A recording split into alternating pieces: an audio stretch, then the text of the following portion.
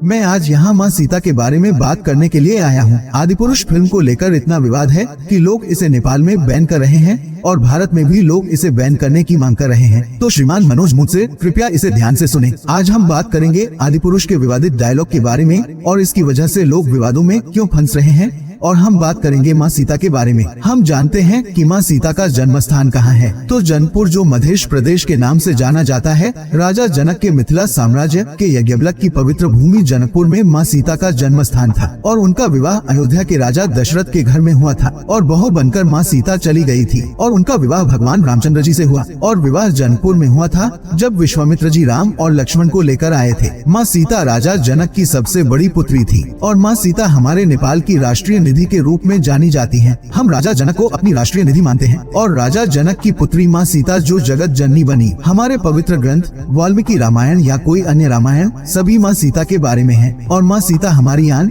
बान और शान, हमारे हिंदुत्व की पहचान है कि हमारे आर्य जगत की पवित्र कन्या माँ सीता के बारे में कोई कुछ भी बुरा नहीं कह सकता। और माँ सीता के विवाह की पंचमी के दिन आप अयोध्या से सज से लोगों को देखते होंगे और जब वे जनकपुर आते हैं तो हम उनका खुले दिल से स्वागत करते हैं। नेपाल और भारत के रिश्ते को देखना हो तो लोग कहते हैं कि त्रेता युग में भगवान राम का विवाह नेपाल की मां जानकी सीता से हुआ था, इसीलिए नेपाल और भारत का रिश्ता इतना पुराना माना जाता है। लोगों का एक सांस्कृतिक, एक प्राकृतिक, एक गरीब, एक अलग, एक विशेष प्रकार का रिश्ता होता है और इस रिश्ते को तोड़ने के लिए कुछ अमीर लोग भी हैं जो इस रिश्ते को तोड़ना चाहते हैं। तो ये जो राष्ट्रवादी लोग नेपाल और भारत के रिश्ते को तोड़ना चाहते हैं, ये राष्ट्रवादी लोग कहते रहते हैं, ये बार बार हमारी हिंदू संस्कृति को नष्ट करने का प्रयास करते हैं। हालांकि मोदी जी कहते रहते हैं कि नेपाल और भारत के साथ हमारा रिश्ता अटूट है। तो हम आपको बताना चाहेंगे कि जब माता सीता भी भारत नहीं थी, उस समय भारत को आर्यावर्त कहा जाता था, सतयुग में नेपाल को सत्यवती कहा जाता था और त्रेता में इसे तपोवन के नाम से जाना जाता था,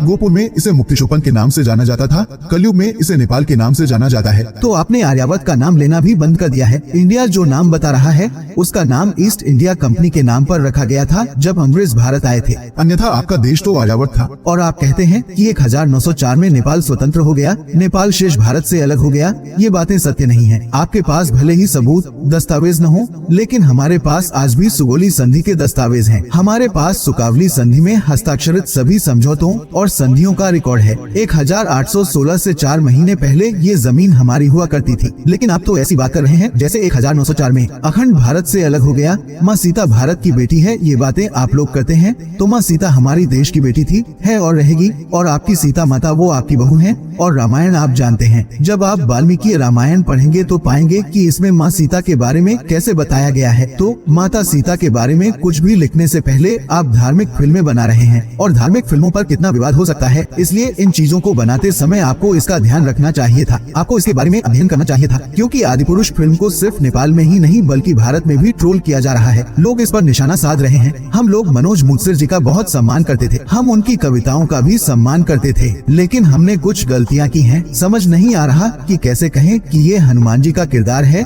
या माँ सीता का किरदार है। कपड़ा तेरे बाप का, तेल तेरे बाप का, आग भी तेरे बाप की और जलेगी भी तेरे बाप की।